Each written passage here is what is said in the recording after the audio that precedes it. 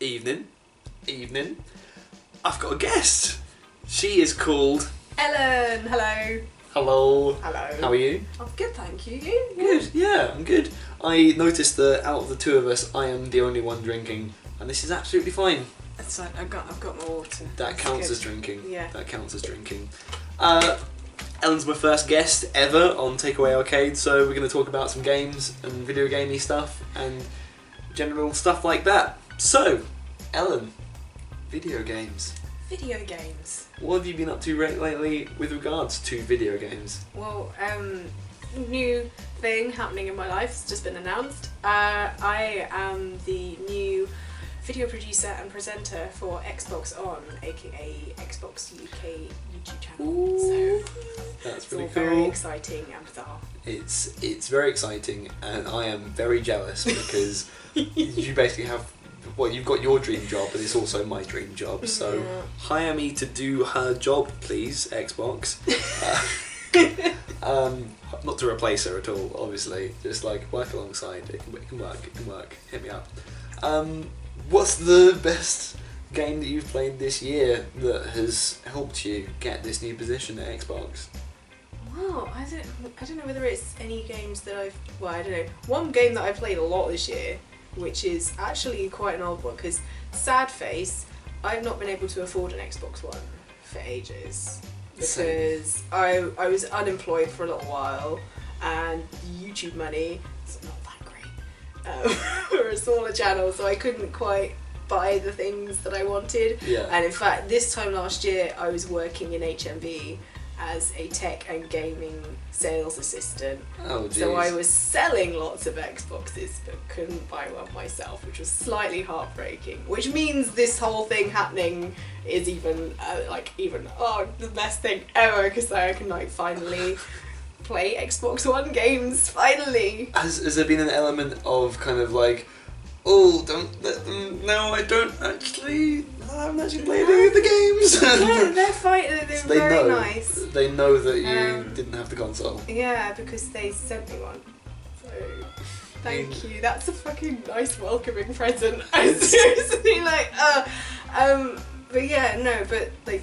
my gaming has, the majority of my gaming in the last few years has been on the Xbox 360. Yeah. So and I torture myself by keeping up to date with Xbox One releases and knowing what's coming out. So It's like a self-inflicted, like, you can't stop. yeah. Like, oh, look at that amazing game. Arkham Knight looks really good. Can't play it, yes.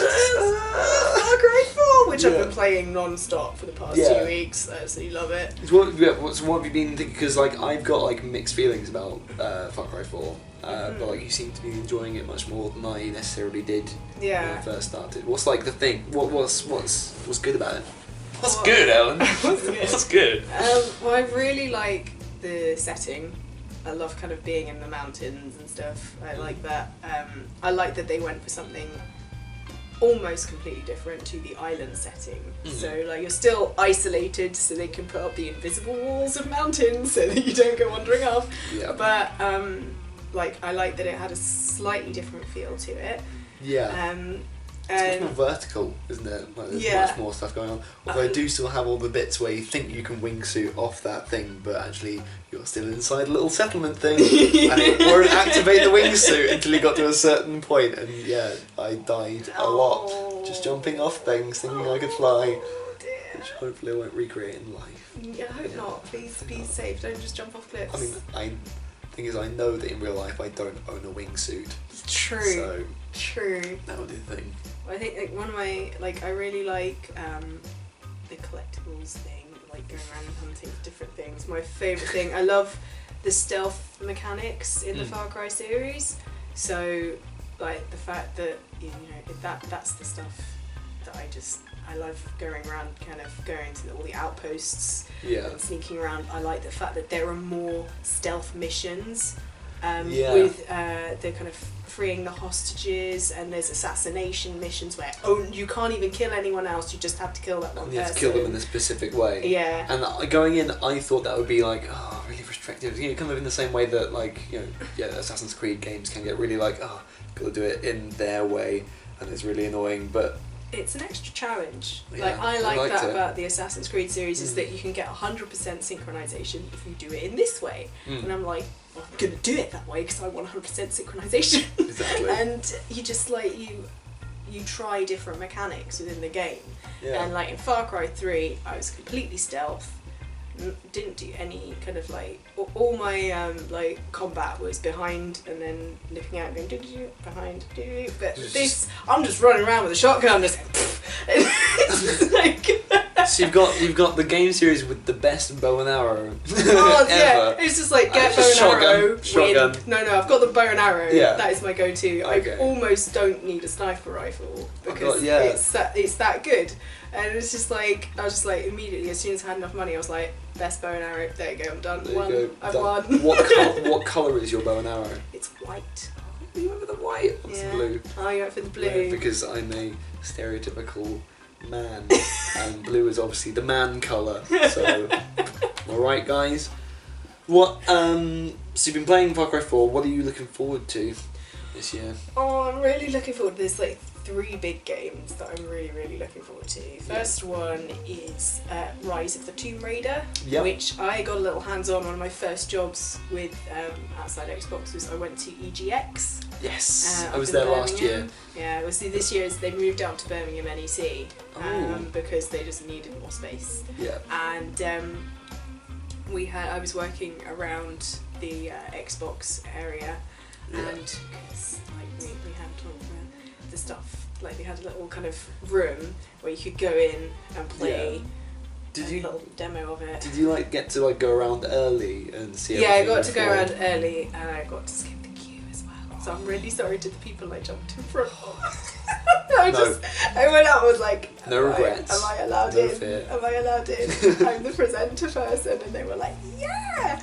Which just meant I was like, please make it so that no one knows that I'm skipping the queue, and so they won't hate me. Thanks. Yeah. And they did it very nicely. They're very professional. Very professional people. What was it like? Because I still haven't actually played. I mean, Tomb Raider is because I still haven't actually played the first one. Obviously, it's not the first one. It's like the 12th Tomb Raider game or something. Yeah. But like it came. I got a second-hand Xbox One and hit the eject button just to double check and thought, oh, there's a disc in it. There's the Tomb Raider Definitive Edition. So I've got that and I got it free with my Xbox. Only to then realise that actually it was free with gold. Games on Gold. Oh, that one. That's the first thing that I got. Thanks, free stuff, gods. Cheers, guys. Like, how's it compare? Is it like really different, or is it quite similar? It's similar gameplay, but when you're playing it, you kind of feel like Lara she's becoming the Tomb Raider that we know. She's actually doing some. Like she's actually raiding some tombs. You're in a tomb. Like you were going through the demo was like a level called the Prophet, and like you went through and you had to like do a bit of puzzle solving and stuff. The one thing I'm really excited about is she's got the grappling hook back, which in the kind of like Anniversary, Legend and Underworld series, like that was my favourite thing, was having a little grappling hook. Because from the looks of some of the footage I've seen, she's basically Spider-Man now. Yeah, a little bit. Which is, a little bit. I can 100% get behind that because we haven't had a good Spider-Man game in a very long time. So I'm fine with Tomb Raider being the best Spider-Man game. Yeah, but she's like, and she's got kind of the people, like in the last game it was this kind of cult really that she was up against, but in this one she's got the people who follow her around to the tombs and then they try and get in before she does, like in the original games. That's so cool. That's really cool. It's like kind of the Natla, the equivalent of Natla, I think it is. Natla? Is it Natla? Is the bad guy going to turn into a gigantic ribcage monster at the end though? Oh, I don't know. Because do you remember the sound that ribcage is like? And it was that where if she hit you off the side of the edge of the little arena, it was the highest drop in the game because she screamed and then stopped screaming, took a breath and had to scream again because it was falling so far. Oh god, that was many sleepless nights after that. Yeah. So you're looking forward to that? I'm really looking forward to that. What were the other two? The other one is like Assassin's Creed. It's one of my favourite series. Yeah. And I'm really, really looking forward to Assassin's Creed Syndicate because it's set in London and because I am from London. If you haven't noticed by the accent. Really? In it. You're from I'm London. From London. Oh, I like that. But I'm so excited to be like a Cockney assassin, and also you get to play as Evie. So you play as Lady. Because female characters are so difficult to render to animate. It's just like it's like Victorian London. It's got a girl in it, and I'm just like, yeah. I'm gonna pray. It's Evie. It's close to Ellen, right? It's such there is some parity in there, like the I don't have first a twin, and though. fourth letters are still the same. So no, yeah. But I'm so looking for it. And they're talking about like Lara Croft grappling hook. Yeah. There's a better way to traverse around. You've got the zip line. I'm really looking forward to that. I think that's a really good mechanic. And I'm like, I'm really drunk, just burping all over the place. Because I lived in London for a year now, and like, so obviously you're from here, and I've just a filthy intruder. But yeah, the whole like, because I missed Unity last year because I didn't have any new consoles and stuff, and I'm just like, okay, it's Paris. I don't really know Paris at all, but like now it's London. I'm just like, oh my god, I want to go to the street that I work on. Yeah. I want to see what that looked like at that point. It's like, so I'm really looking forward to actually like the fact that it's set in London is a massive draw for me. I just really hope Ubisoft releases a finished working product this time. It was a little bit disappointing, the last one, so I'm hoping that this one is like it's all okay. It was a different team working on it and stuff. This is the Quebec team? They're the ones who did Rogue, aren't they? Yes, I think so. Liberation. It's their first. It's this team's first main line. Release. Yeah, that's cool. We're good. So, what was the other one? Got one more. Fallout 4. Obviously. Yeah, because like I'm gonna confess something. I've not really played the Fallout series. Same. Because I started playing Fallout New Vegas, and then I came up against a giant scorpion, and I'm arachnophobic. So it's just so annoying. Like I was just like, no, it freaks me out. I can't use that system on it. Like I don't mind scorpions from a distance, but then as soon as I see the faces, you must have loved Skyrim as well. I've not played Skyrim. It's heartbreaking. It is heartbreaking. I've watched a lot of Let's Plays of Skyrim to try and live vicariously through Let's Players. Have you seen the Skyrim mod where they can turn the spiders into bears? And it's still just as scary because they're bears. It's like, that'd be awesome. But yeah, no, I never played Fallout 3 mainly because as soon as I realised that nothing has a shadow, I couldn't stop noticing that, and it killed it for me. It's amazing what those little things will do for you in the game. I'm just looking at it, it's been like, okay, yeah, cool, I probably love this. Nothing has a shadow. Yeah. Where's the sun? Is there no light coming? Guys, cannot bring Maybe it's just the glow from radiation. Maybe, well, ubiquitous glow. Yeah, everything just emits light because of radiation. Yeah. So there are no shadows. That's could be it. You solved it. I've solved it. You can go play it now. Also, and I also almost pronounced the word ubiquitous. I couldn't ubiquitous correctly first time. Shouldn't just drop that in anytime. Note to self: don't say that word. But yeah, so you're looking forward to those three. Yeah, I'm looking forward to it because also there's a dog in it, and it's just like Fable 2 is one of my favourite games because there's like it's so good having that kind of companion to help you like find things. And so you're the person who bought Call of Duty Ghosts, aren't you? No. You're the one person who thought it's got a dog in it. It's got a dog in it. Well, I love that. That's a selling point. Because there's gonna have to be a mod where you can turn dog meat. 'Cause it's dog meat, isn't it? The name of the dog. There's gonna have to be one where you can turn it into like a pug or something. It's gonna happen because you can get Dovabbit. You can get the Dovahkiin rabbit. Yes. In Skyrim, and it's adorable. But yeah, there's got to be a Fallout pug. Because in Fable 3, you could, if you had a DLC, if you bought one of the DLCs, you could turn your dog into something else, and you could buy potions to do it. I think you could do it in Fable 2 as well. I can't remember. It's been a while since I played. Fable games. Oh, they're really good. They're not as good as Peter Molyneux says they are, though. What is? But I like them. Fable 2 is better than Fable 3 in my opinion. Oh, okay. Fable 3, there's a tiny bit of an annoying thing within it. Yeah. What's that?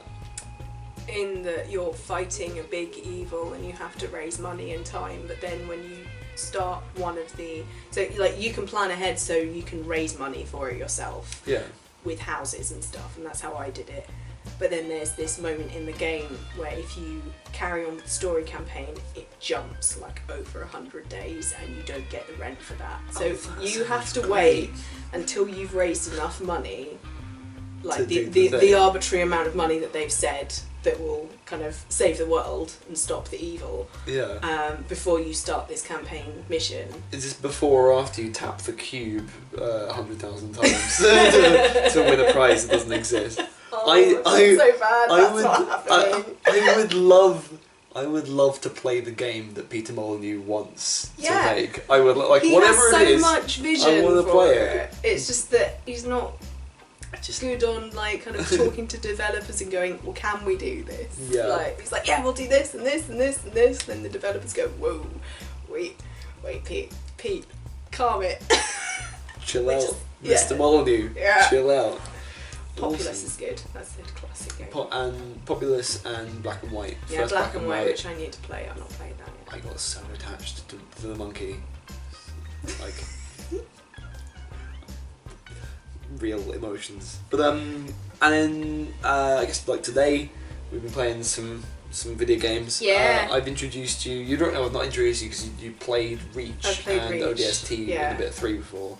But I introduced you to Halo 1 and 2. Halo 1 and 2, The yeah. Master Chief Collection, which I bought because I love all of the games apart from Wars, which I haven't played, which I probably actually would love, and Halo 4, which I could talk for days about why I don't like it. But what did you think of what we saw? We saw like a couple of levels of Halo 1 and 2. Mm-hmm. What did you think? I liked it. It was. I mean, it's Halo. It's good stuff. It's one of those names that it's just like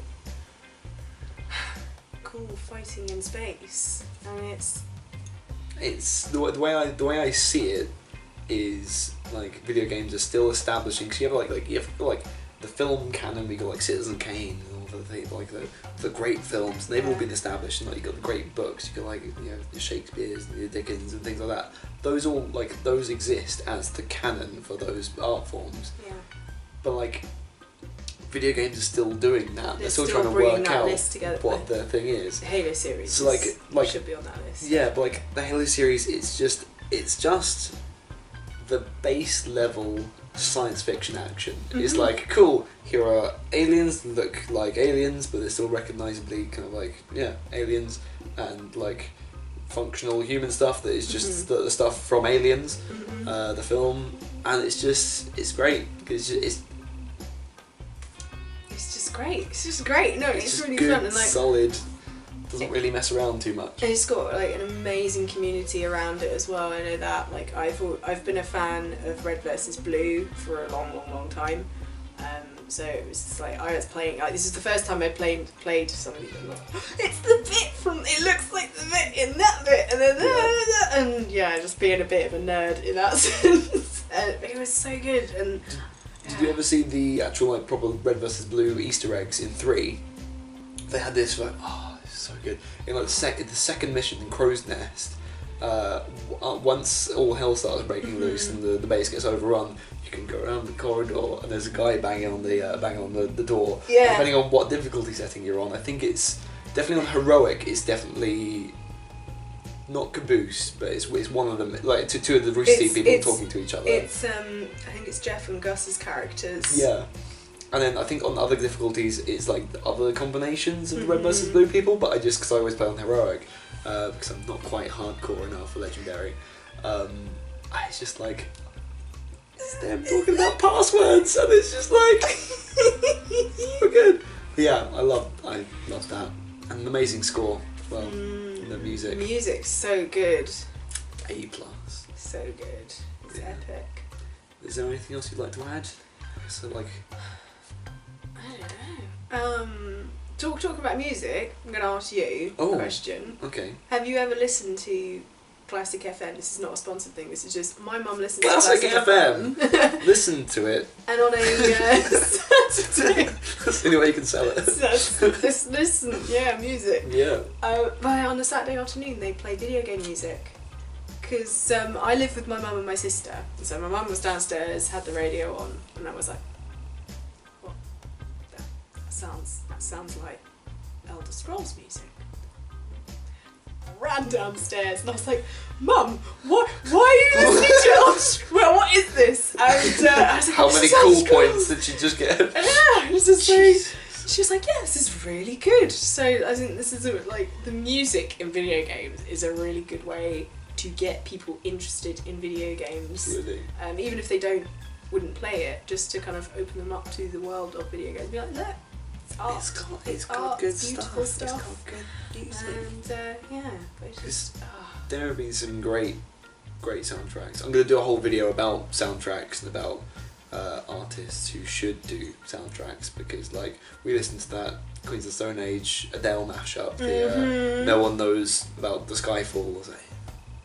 So like Queens of the Stone Age, do me a sci-fi soundtrack, please. yes. We'll get to that. Good. That would be so good. And last question: what's your favourite game? Well, I've got so many, because I was asked this as part of my intro video for Xbox On, and I said Assassin's Creed Brotherhood. That's one of my favourite games ever. I should remember that, because I did watch that. Yeah. I am a good friend. And I have been watching the things that you do. But another game that I think is just one of the best games ever made is Arkham Asylum. Yep. Batman Arkham Asylum is so good. It's so tight, and it's so well done. Yeah. And no wasted space at all. No wasted space. I haven't actually played it, but my flatmate Luke, who's going to be the next guest on Videogames, has been playing it. He's got the first two games. It's so good. It's just... Yeah, I walked into Jack Howard actually playing Arkham City. Name drop. Yeah, name drop, and I was just like, hey, you're playing. Is this night or is it? He was like, it's City, and I am so excited for you. You're gonna play this game. I love that series so much. Yeah. And I've not played Arkham Knight yet, so that's the first one I'm going to go in. I did try one of the hard achievements on it, which you did. Yeah. When you were on when you was on the front page of Xbox that one time. That was the coolest thing. I kind of like did a thing. You leaving me hanging so badly. Oh, right sorry. On camera. I didn't. So rude. In fairness, it was kind of like behind, kind of out of the thing. Right, you have to do another one just for cool. But yeah. That was cool. That was cool. And then I really like one game that I just play a lot, and I just go back to every once in a while.